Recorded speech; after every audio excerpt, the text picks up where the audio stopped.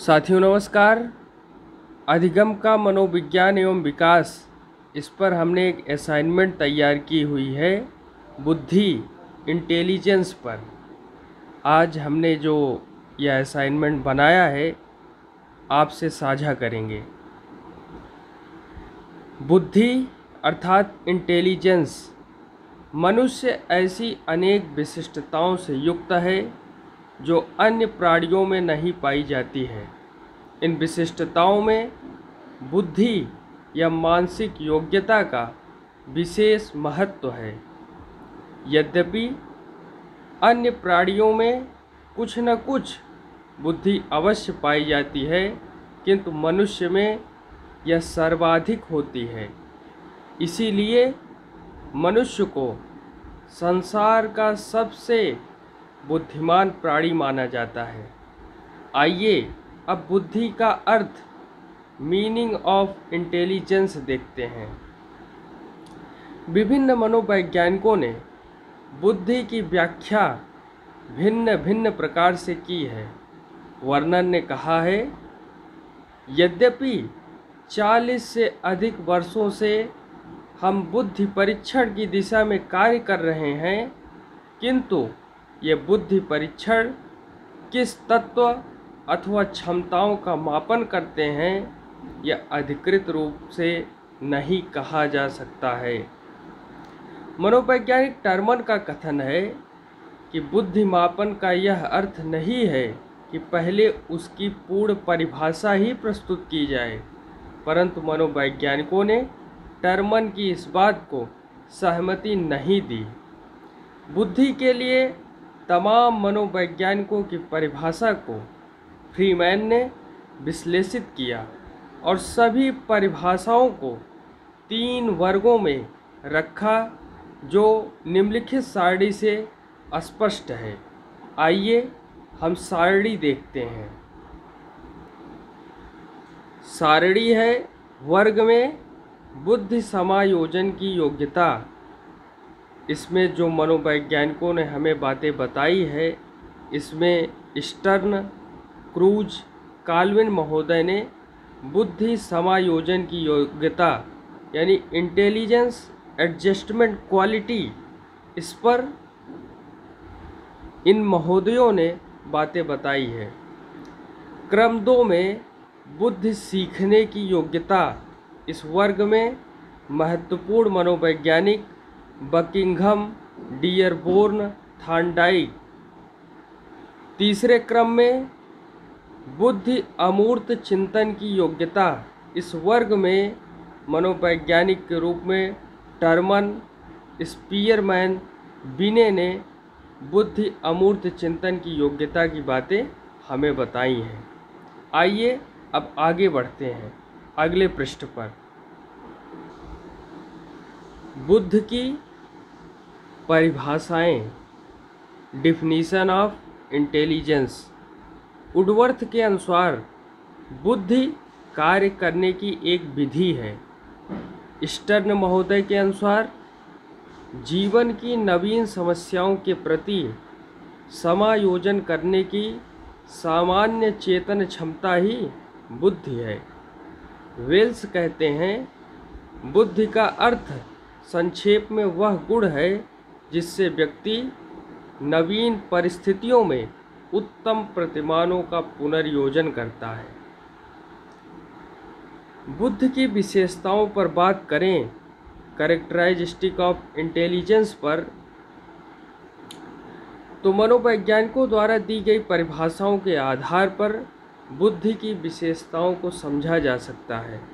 Freeman ने बुद्धि की अनेक परिभाषाओं का विश्लेषण किया और बुद्धि को 3 वर्गों में बांटा।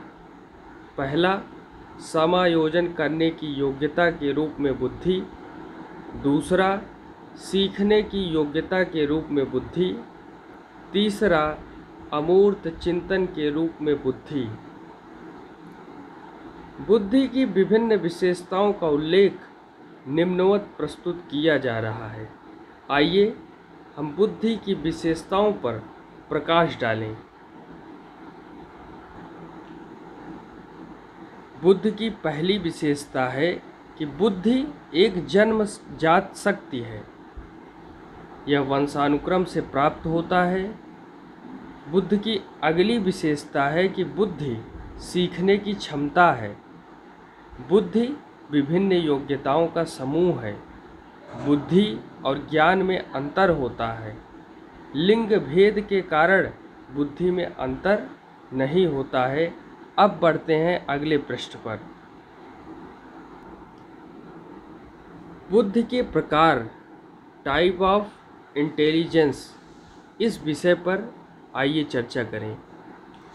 बुद्धि के प्रकारों को निर्धारित कर पाना सरल नहीं है, फिर भी कुछ मनोवैज्ञानिकों ने बुद्धि के प्रकारों को स्पष्ट करने का प्रयास किया है। थॉर्नडाइक ने बुद्धि के 3 प्रकार बताए हैं। पहला, गामक यांत्रिक बुद्धि, दूसरा अमूर्त बुद्धि, तीसरा सामाजिक बुद्धि। बुद्धि को निर्धारित करने वाले कारक, फैक्टर डिटरमाइनिंग इंटेलिजेंस। किसी व्यक्ति की बुद्धि वातावरण से निर्धारित होती है या आनुवंशिकता से। यह हमेशा से विवादित विषय रहा है। आनुवंशिकतावादी मनोवैज्ञानिक बुद्धि को मुख्य रूप से आनुवंशिकता से निर्धारण मानते हैं, जबकि वातावरणवादी मनोवैज्ञानिक इसके विपरीत वातावरण को महत्व देते हैं। यह मतभेद मनोविज्ञान के क्षेत्र में प्रकृति पोषण विवाद के रूप में माना जाता है। बुद्धिलब्धि के परीक्षण निर्माता मनोवैज्ञानिक आनुवंशिकता को अधिक महत्वपूर्ण मानते हैं और अधिगम सिद्धांतों का प्रतिपादन करने वाले मनोवैज्ञानिक वातावरण को अधिक प्रभावी मानते हैं। अब आइए बुद्धि को निर्धारित करने वाले कारकों में महत्वपूर्ण आनुवंशिकता पर बात करें।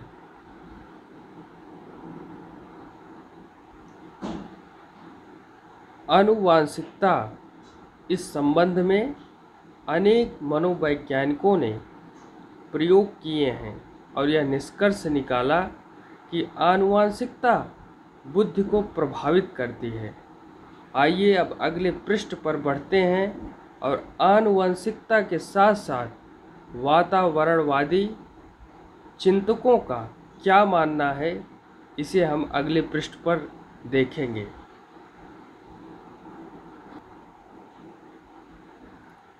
वातावरण के संबंध में अनेक मनोवैज्ञानिकों ने प्रयोग किए हैं। उनका मानना है कि बुद्धि आनुवंशिकता की अपेक्षा वातावरण से अधिक प्रभावित होती है। कोडक ने बुद्धि पर वातावरण का प्रभाव जानने के लिए 80 ऐसे बच्चों पर अध्ययन किया जिनका पालन पोषण अच्छे वातावरण में किया गया था। निष्कर्ष, आनुवंशिकतावादियों और वातावरणवादियों ने अपने विचारों को प्रमाणित करने के लिए कई प्रयोगात्मक प्रमाण प्रस्तुत किए। इनमें कुछ अध्ययनों का संक्षिप्त उल्लेख प्रस्तुत है।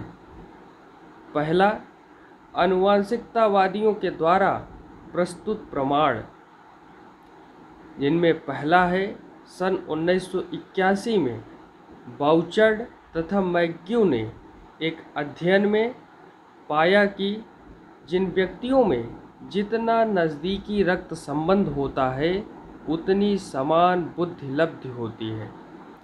सन 1984 में टीसडेल और ओवेन ने एक तुलनात्मक अध्ययन में पाया कि पूर्ण सहोदर भाई अथवा बहनों में बुद्धिलब्धि का सहसंबंध बहुत अधिक होता है।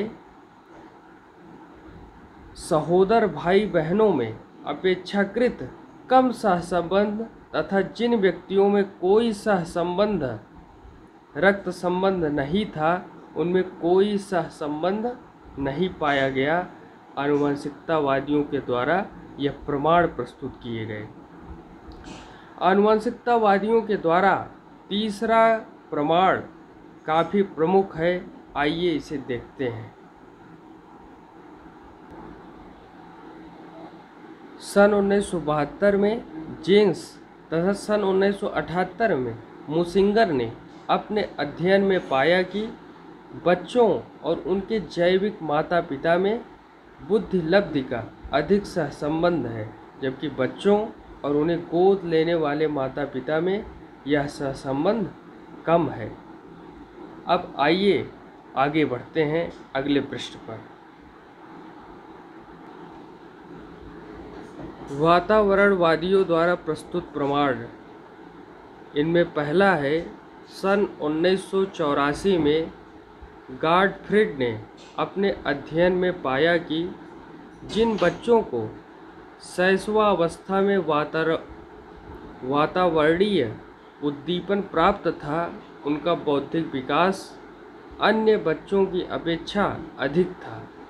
वातावरणवादियों द्वारा दूसरा प्रस्तुत प्रमाण है कि बालक के बौद्धिक विकास पर वातावरण के प्रभाव का अध्ययन सन 1973 में बेलमांट तथा मेरोला ने और सन 1984 में रॉबर्ट ने किया और पाया कि बड़े परिवार वाले बच्चों की बुद्धि लब्धि छोटे परिवार वाले बच्चों से कम थी। दूसरा, पहले जन्मे बच्चे की बुद्धि लब्धि बाद में जन्मे बच्चे से अधिक थी। तो वातावरणवादियों द्वारा यह प्रमाण प्रस्तुत किया गया। आइए अब बुद्धि के सिद्धांत पर हम ध्यान दें। Theories of intelligence. बुद्धि के प्रमुख सिद्धांत निम्नलिखित हैं। पहला, एक कारक सिद्धांत। दूसरा, द्विकारक सिद्धांत। तीसरा, त्रिकारक सिद्धांत। चौथा, बहुकारक सिद्धांत। पांचवा, समूह कारक सिद्धांत। छठवां, पदानुक्रमिक सिद्धांत। सातवां, त्रियाम सिद्धांत यानी त्रिआयाम सिद्धांत। अब आठवां, नौवां, 10वां आगे देखते हैं। आठवां है द्रवीकृत घनीकृत बुद्धि सिद्धांत। नौवां है बहुबुद्धि सिद्धांत। 10वां है त्रितंत्र सिद्धांत। अब अगले पृष्ठ पर आगे बढ़ते हैं। एक कारक सिद्धांत। बिने, टर्मैन, स्टर्न ने अपने अध्ययनों से इस निष्कर्ष पर पहुँचे कि बुद्धि अपने में एक इकाई कारक शक्ति एवं ऊर्जा है जो व्यक्ति की सभी क्रियाओं को प्रभावित करती है। इस सिद्धांत के अनुसार यदि किसी व्यक्ति की बुद्धि तीव्र है तो किसी भी कार्य को दक्षता के साथ कर सकता है। यहाँ पर बुद्धि का एक कारक सिद्धांत का चित्र बनाया गया है। एक गोलाकार में बुद्धि को एक कारक सिद्धांत के रूप में प्रदर्शित किया गया है। अब आइए आगे बढ़ते हैं द्विकारक सिद्धांत पर। इस सिद्धांत को मनोवैज्ञानिक स्पीयरमैन ने प्रतिपादित किया है। इस सिद्धांत के अनुसार बुद्धि में दो कारक होते हैं। पहला कारक, जिसे हम सामान्य कारक जनरल कारक कहते हैं, जबकि दूसरा है विशिष्ट कारक अर्थात स्पेसिफिक कारक। अब आइए बुद्धि का द्विकारक सिद्धांत का हम चित्र देखते हैं। द्विकारक सिद्धांत के चित्र पर गौर करें तो एक गोलाकार में जी लिखा हुआ है जिसका मतलब है जनरल अर्थात सामान्य कारक, और जो यस लिखा हुआ है इसका मतलब स्पेसिफिक अर्थात विशिष्ट कारक। तो जी केंद्र में है और S1, S2 यहाँ S3 होगा, यहाँ S4 होगा, यहाँ S5 होगा, इस तरीके से गोलाकार में।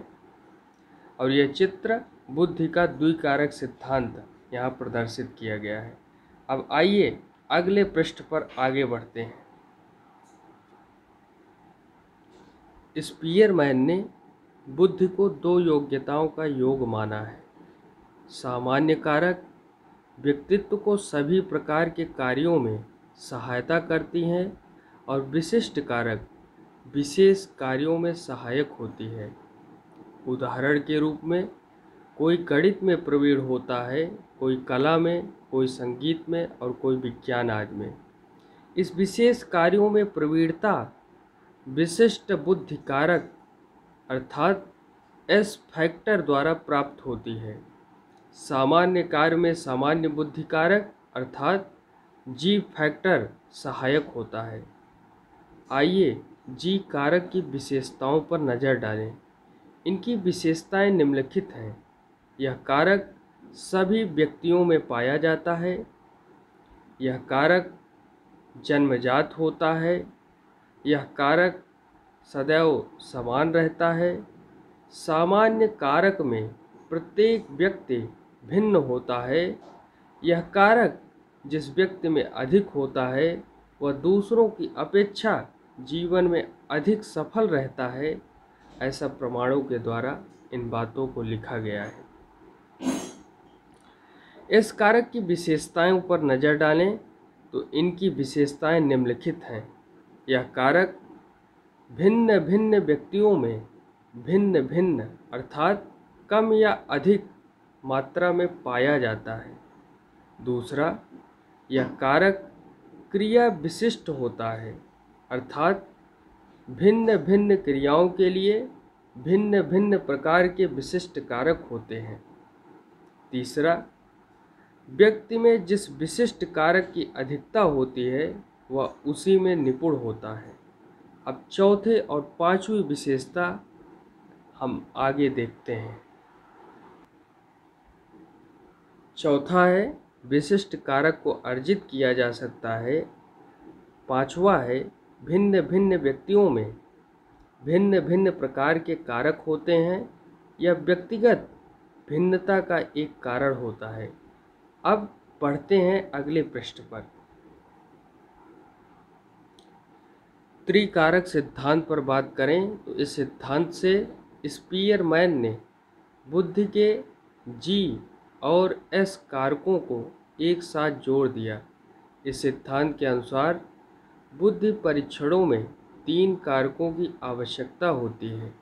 पहला, सामान्य बुद्धि। दूसरा, विशिष्ट बुद्धि। तीसरा, भाषा या स्थानात्मक ज्ञान। यह सिद्धांत विवादास्पद रहा, यह सर्वमान्य नहीं हो सका, परंतु तीसरा कारक सामूहिक है जिसे दो गोलाकार चित्रों जी और एस के रूप में दिखाया गया है। अमेरिकी मनोवैज्ञानिक थॉर्नडाइक ने इस सिद्धांत की आलोचना की और कहा कि बौद्धिक कार्य जटिल तंतु संस्थान से संपादित होते हैं और विभिन्न तरीकों में संपादित होते हैं। जीएस और सामूहिक कारक के द्वारा स्पष्ट नहीं किया जा सकता। अब बढ़ते हैं अगले सिद्धांत पर और अगले पृष्ठ पर। बहुकारक सिद्धांत। अमेरिका के मनोवैज्ञानिक थॉर्नडाइक ने इस सिद्धांत का प्रतिपादन किया। इनके मतानुसार बुद्धि कई प्रकार की शक्तियों का समूह है और विभिन्न प्रकार की शक्तियों में किसी भी प्रकार की समानता आवश्यक नहीं है। थॉर्नडाइक बुद्धि के समान तत्व को नहीं मानते। उनके विचार से सभी मनुष्यों की बुद्धि विशेष होती है। यदि किसी में एक विषय की योग्यता है तो उससे उसके दूसरे विषय की योग्यता का अनुमान नहीं लगाया जा सकता। चित्र में बुद्धि का बहुकारक सिद्धांत प्रदर्शित किया गया है। थॉर्नडाइक ने बुद्धि को तीन भागों में विभाजित किया। पहला, सामाजिक बुद्धि। दूसरा, मूर्त अथवा स्थूल बुद्धि। तीसरा अमूर्त बुद्धि। अब बढ़ते हैं बुद्धि के अगले सिद्धांत पर और अगले पृष्ठ पर। समूह कारक सिद्धांत। शिकागो विश्वविद्यालय के प्रोफेसर थर्स्टन और कैली ने कहा है कि बुद्धि कुछ मानसिक योग्यताओं से बनी है। कैली ने बुद्धि के निर्माण में 9 मानसिक योग्यताओं का उल्लेख किया जो आपके सामने है। सबसे प्रमुख जो समूह कारक सिद्धांत का चित्र है, इसे देखते हैं। समूह कारक सिद्धांत का यह चित्र मानसिक कार्य WVSNRM और इनको जो है समूह के रूप में दिखाया गया है। अब बढ़ते हैं अगले पृष्ठ पर। थर्स्टन महोदय ने मनोवैज्ञानिक परीक्षणों के बाद यह निष्कर्ष निकाला कि बुद्धि में 7 मानसिक प्राथमिक योग्यताएं होती हैं, जिनमें सांख्यिकी योग्यता, शाब्दिक योग्यता, स्थान संबंधी योग्यता, शब्द प्रवाह योग्यता, वाचिक या तार्किक योग्यता, स्मृति संबंधी योग्यता और प्रत्यक्ष संबंधी योग्यता, इंटेलिजेंस, इन सब को जोड़ करके आने वाला परिणाम है। अब पदानुक्रमिक सिद्धांत की बात करें तो फिलिप बर्नर ने मानवीय योग्यताओं की संरचना का वर्णन करते हुए कहा है कि मानवीय योग्यताएं एक क्रमिक रूप में व्यवस्थित रहती हैं।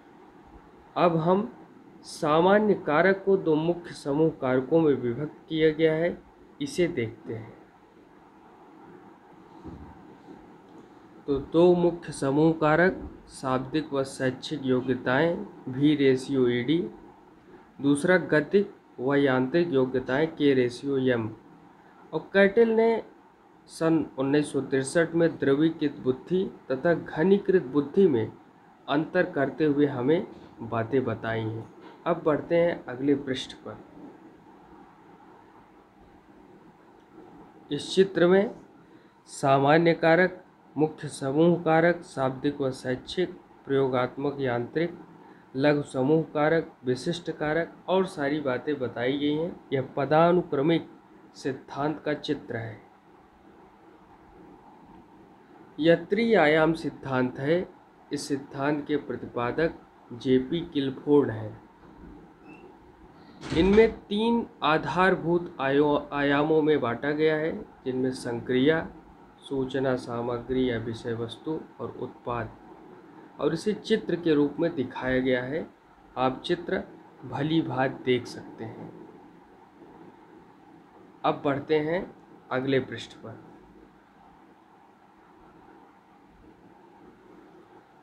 अब हम यहाँ पर द्रवीकृत घनीकृत बुद्धि सिद्धांत देख रहे हैं और द्रवीकृत बुद्धि के बारे में, घनीकृत बुद्धि के बारे में और बहुबुद्धि सिद्धांत के बारे में देख रहे हैं।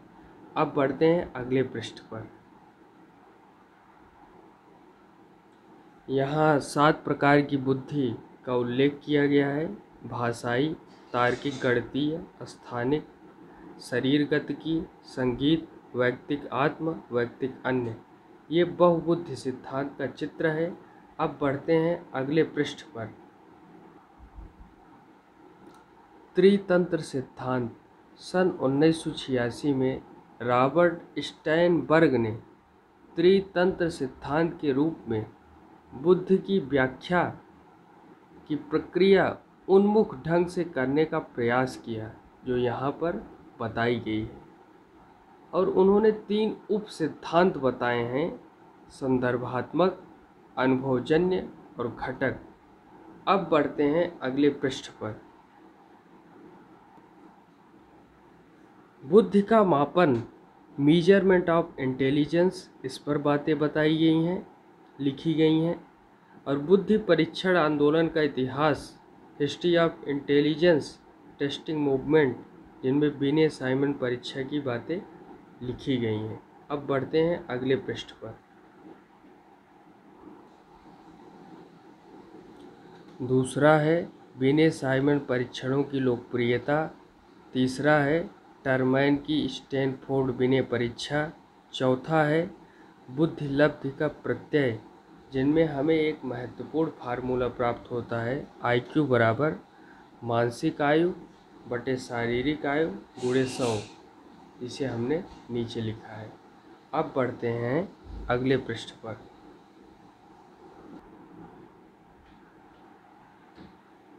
टर्बाइन मेरिल परीक्षा, आर्मी अल्फा परीक्षण, समूह और उपलब्धि परीक्षाएं, इन परीक्षणों पर बातें लिखी गई हैं। अब बढ़ते हैं अगले पृष्ठ पर। भारत में बुद्धि परीक्षण, इंटेलिजेंस टेस्टिंग इन इंडिया, और भारत में बुद्धि परीक्षण से संबंधित जितने भी प्रयोग हुए हैं उन सब बातें यहाँ पर लिखी गई हैं। अब पढ़ते हैं अगले पृष्ठ पर। बुद्धि परीक्षाओं का मानकीकृत उपयोग, use of standardised of intelligence test. इसमें शिक्षा के क्षेत्र में हमें बहुत सारी बातें जानने को मिली हैं। अब बढ़ते हैं हम अगले पृष्ठ पर।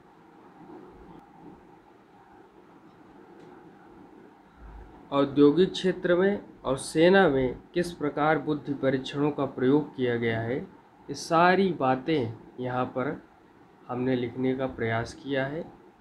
अब पढ़ते हैं अगले पृष्ठ पे। बुद्धि के मानकीकृत उपयोग में नैदानिक उपयोग और अनुसंधान के क्षेत्र में उपयोग की जितनी बातें आ सकती थी हमने यहाँ पर लिखने का प्रयास किया है। अब बढ़ते हैं अगले पृष्ठ पर।